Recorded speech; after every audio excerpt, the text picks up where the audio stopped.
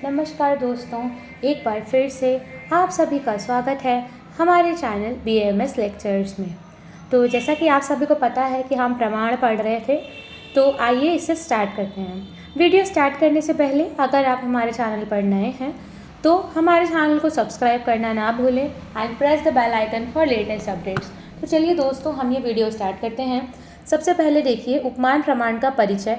तो उपमान प्रमाण का स्वीकार न्याय दर्शन, पूर्व मीमांसा, उत्तर मीमांसा, प्रभाकर, पौराणिक, सुश्रुत आदि ने किया है। ज्ञान वस्तु के साथ सादृश्य को देखकर उसके आधार पर अज्ञात वस्तु का ज्ञान प्राप्त करना उपमान कहलाता है।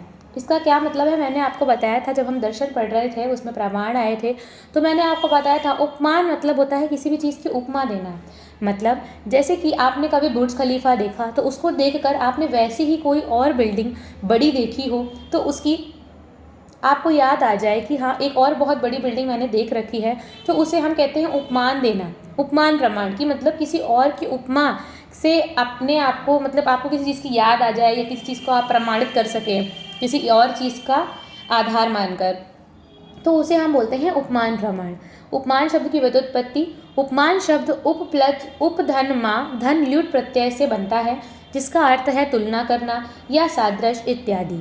उपमीयते अनेन इति उपमानम, इसी के सिमिलर एक श्लोक आया था, अगर आपको याद हो तो कमेंट बॉक्स में ज़रूर बताएं।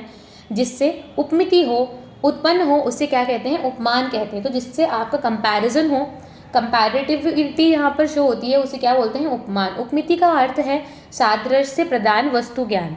फिर उसके बाद देखिए उपमान का लक्षण।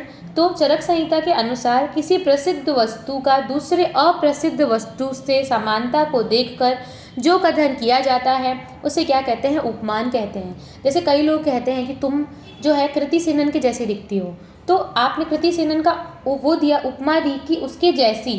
तो Kriti Sanon is a very famous model, तो उसके जैसी आप दिख रही हैं। तो किसी फेमस चीज़ से आप किसी अफेमस मतलब अप्रसिद्ध वस्तु को का ज्ञान प्राप्त कर रहे हैं, तो उससे चरक संहिता ने क्या बोला है, उपमान प्रमाण बोला है।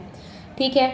उसके बाद देखिए आचार्य दल्हन के मतानुसार उपमान प्रमाण में किसी प्रसिद्ध वस्तु से समानता देखकर किसी अप्रसिद्ध वस्तु जो सूक्ष्म है, व्यवहित है या विप्रकृष्ट है उसका ज्ञान किया जाता है। तो वही बात आ गई कि किसी प्रसिद्ध वस्तु की को कंपेयर करके किसी दूसरी अप्रसिद्ध वस्तु को ज्ञान करने को क्या कहा गया है, उपमान प्रमाण कहा गया है।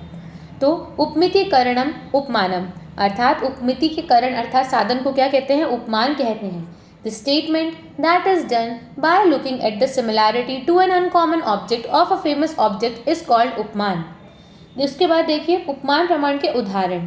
तो ये काफ़ी ज़्यादा इंपॉर्टेंट उदाहरण है, अगर आपसे क्वेश्चन आ जाता है उपमान प्रमाण लिखने के लिए, और अगर आप एग्जाम्पल्स कोट करते हैं तो एग्जामिनर समझ जाएगा कि आपने काफ़ी अच्छे से उस चीज़ को पढ़ा हुआ है और काफ़ी ईजी भी है।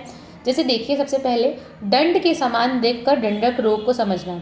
तो मतलब दंडक रोग क्या होता है, दंडक रोग जो होता है वो आपका जो है आम वात की स्थिति है। डंडे के समान जो है बॉडी का जकड़ जाना, ठीक है, तो उसको बोलते हैं दंडक।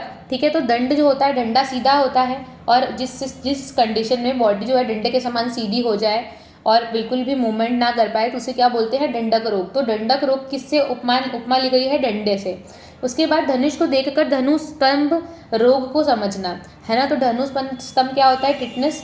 तो धनुष, क्योंकि टिटनेस जिस प्रकार से जो है बॉडी धनुष की होती है उसी प्रकार से बॉडी का मुड़ जाना टिटनेस रोग में, उसे क्या बोला गया है, धनुष स्तंभ बोला गया है।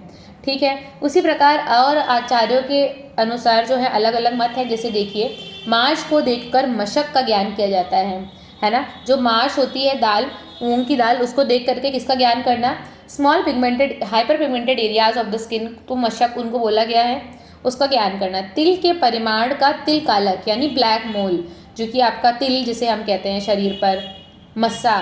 फिर विदारी कंद की तरह विधारी रोग दैट इज डायबिटिक कार्बंकल का होना। शालू की तरह पंसिक रोग अर्थात growth in external auditory canal है ना, होता है। उसके बाद देखिए गाय को देखकर नील गाय को समझना। तो ये सारी चीज़ें जो हैं उपमान प्रमाण के उदाहरण स्वरूप आपको देखने को मिलेंगी। उसके बाद देखिए उपमान प्रमाण के प्रकार। तो उपमान प्रमाण के 3 प्रकारों का वर्णन किया गया है, साधर्म उपमान, वैधर्म उपमान और धर्म मात्र उपमान। ये तीनों आप बहुत अच्छे से याद रखिएगा प्रकार, साधर्म उपमान, वैधर्म उपमान और धर्म मात्र उपमान। व्हाट इज साधर्म उपमान? तो देखिए सिमिलैरिटी बेस्ड ऑन एनालॉजी, मतलब स्ट्रक्चरल सिमिलरिटीज़ के बेसिस पर अगर हम किसी चीज़ की सिमिलरिटी बताते हैं तो उसे हम क्या बोलते हैं, साधर्म, इसके जैसा, similarity based analogy, that is किसी ज्ञात वस्तु के सादृश्य के आधार पर किसी अज्ञात वस्तु का ज्ञान प्राप्त करना। एग्जाम्पल्स देखिए, आपको थोड़ा अच्छे समझ में आएगा। जैसे गाय जैसी नील गाय, ऐसा सुनकर कोई व्यक्ति जब जंगल में जाता है और यदि वह गाय जैसे शरीर को देखता है तो वह ज्ञान करता है कि यही नील गाय है। उस ज्ञान को साधर्म उपमा दी गई है। मतलब क्योंकि जो उसको जंगल में जो प्राणी दिख रहा है, क्योंकि उसकी बॉडी भी कैसी है, गाय के जैसी ही है। हालांकि उसने नील गाय को नहीं देखा है, लेकिन क्योंकि उसने गाय को देखा है तो ही कैन डिटरमाइन कि हाँ ये नील गाय ही है। उसी प्रकार से एक और एग्जाम्पल देखिए कोट किया गया है, while studying anatomy for the first time we came across examples like kidney is bean shaped। जब हम स्टडी एनाटॉमी पढ़ते हैं तो उसमें हम ये आपने पढ़ा होगा that kidney is bean shaped. तो मतलब किडनी जो होती है वो बीन के आकार की होती है। We know the shape of the bean and thus we get the knowledge of the kidney without actually looking at the kidney. This is साधर्म उपमान। तो मतलब हमने किडनी नहीं देखी है, लेकिन उन्हें बता दें कि किडनी कैसी होती है, बीन शेप। तो बिना देखे भी आप एक अपने आप में वर्चुअल इमेज उस चीज़ की डिपिक्ट कर सकते हैं कि हाँ अगर कोई बॉडी में ऑर्गन जो है वो बीन शेप का है तो वो कौन होगा, किडनी होगी। तो ये सारे एग्जाम्पल किसके हैं, साधर्म उपमान के हैं। इसके बाद देखिए वैधर्म उपमान, डिसिमिलैरिटी बेस्ड एनालॉजी, किसी ज्ञात वस्तु में विषमता या असमानता के आधार पर किसी अज्ञात वस्तु का ज्ञान प्राप्त करना क्या होता है, वैधर्म उपमान होता है। मतलब अब यहाँ पर देखिए वहाँ पर क्या सिमिलैरिटी के बेसिस पर, अब यहाँ पर डिसिमिलैरिटी के बेस पर उदाहरण से ज़्यादा समझ में आएगा। देखिए गधे जैसे दिखने वाला परंतु उससे भिन्न शरीर पर काली एवं सफ़ेद धारियाँ युक्त जो होता है उसे क्या बोला गया है, जेब्रा बोला गया है। ठीक है, तो मतलब आप सिमिलैरिटी तो देख ही रहे हैं, लेकिन उसके साथ साथ डिफरेंशियल, उनके बीच में डिफरेंस के बेसिस पर आप क्या कर रहे हैं, जज कर रहे हैं। जैसे दूसरा एग्जाम्पल देखिए, in the blood smear below the cell which are not round are sickle shaped RBC. मतलब सारी सेल्स हैं पर वो सेल्स जो कि गोल नहीं हैं वो क्या हैं, सिकल शेप्ड आरबीसी हैं। मतलब आप ये नहीं बता रहे हैं कि जो सिकल शेप्ड है वो आरबीसी, आप ये बता रहे हैं जो गोल नहीं है वो क्या है, सिकल सेल शेप्ड है और वो कैसी है, आरबीसी। वैसे ही जो सामने प्राणी दिख रहा है वो गधे जैसा है, लेकिन उसमें डिसिमिलैरिटी क्या है, that it is having strips white and black all over his body, इसलिए वो गधा नहीं है, कौन है, जीब्रा है। तो दिस इज वैधर्म उपमान, डिसिमिलैरिटी बेस्ड एनालॉजी। इसके बाद धर्ममात्र उपमान, मतलब यदि किसी वस्तु का ज्ञान उसकी विशेषताओं के आधार पर किया जाता है तो वो क्या है, धर्म। तो ये सीधा सा है कि जो आरबीसी सिकल सेल शेप्ड की हैं वो क्या है, नॉर्मल सेल नहीं है, वो आरबीसी हैं। ठीक है, जिसकी नाक पर सींग है वो उसको क्या बोल रहे हैं हम, गेंडा। तो किसी की स्पेशलिटी के बेसिस पर, किसी भी चीज़ की विशेषता के बेसिस पर जब हम इसे पहचानते हैं तो वो क्या है, धर्ममात्र उपमान है। तो आई होप आपको तीनों समझ में आ गया हो, साधर्म उपमान, वैधर्म उपमान और धर्ममात्र उपमान। ठीक, उसके बाद देखिए उपमान प्रमाण का आयुर्वेद में महत्व। तो उपमान प्रमाण का आयुर्वेद में व्यापक उपयोग है। आयुर्वेद के विभिन्न विभागों में उपमान का उपयोग किया जाता है। तो देखिए किस प्रकार से आयुर्वेद में जो है उपमान का वर्णन बताया गया है। तो शुक्र धातु को स्फटिक के समान कहा गया है। स्फटिक क्या होता है, फिटकरी होती है। ठीक है, तो शुक्र धातु को किस लिए ऐसा बताया गया है, स्फटिक के समान बताया गया है। गर्भाशय को रोहित मत्स्य आकृति बताया गया है। आप पढ़ेंगे आगे चल के जब गर्भाशय के बारे में, तो वहाँ पर आएगा दैट इट इज रोहित मत्स्य आकृति। तो रोहित मछली जो है उसके मुख के समान जिसकी आकृति होती है वो क्या होता है, गर्भाशय होता है। तो यहाँ पर भी हम हर जगह उपमा की बात कर रहे हैं। उसी प्रकार देखिए चरक संहिता ने पुरुष शरीर की तुलना में ब्रह्मांड से की है। ये आपने पढ़ा होगा, पुरुषो अयम लोक सम्मितम यत पिंडे तत् ब्रह्मांडे, आपने सुना होगा। ये उसी का एक एग्जाम्पल यहाँ पे इन्होंने कोट किया है। उसी प्रकार देखिए हृदय को पुंडरीक यानी कमल के समान कहा गया, ये भी आपने पढ़ा होगा एनाटॉमी में। उसके बाद देखिए शारीरिक स्थान में किस तरीके से तुलना का उपयोग किया गया है। तो मूत्र निर्मिति में नदियाँ से तुलना की, मूत्र निर्मिति से में नदियों से तुलना की गई है ना। The formation of urine is compared to the formation of reverse.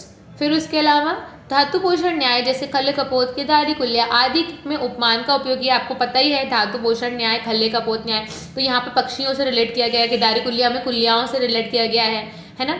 तो मतलब अलग एक तरीके से उपमा ही एक तरीके से दी गई है। उसी प्रकार रोग निदान में देखिए पांडु रोग का वर्ण केतकी धूलि, केतकी का जो पुष्प होता है उसके समान जो है पांडु रोग को बताया गया है। आमवात में वृश्चिक दंशवत, ये वैसे it is a cardinal sign of आमवात दैट इज रूमेटॉइड आर्थराइटिस, कि स्कॉर्पियन के बाइट के समान जो है उसमें वेदना होती है। ठीक है, तो यहाँ पर भी उपमान का ही यूज़ किया गया है ना।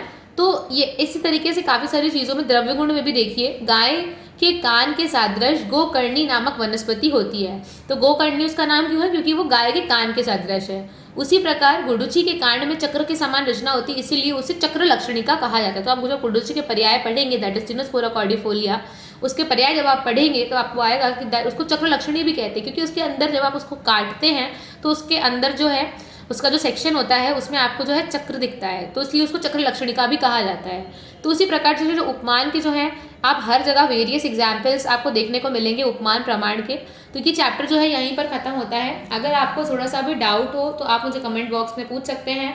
And if you are liking my video so please like share and subscribe them, और आप सपोर्ट करिए थोड़ा, ताकि हम और ज़्यादा वीडियोज़ अपलोड करते रहें। Thank you so much. अब हम मिलते हैं नेक्स्ट वीडियो में।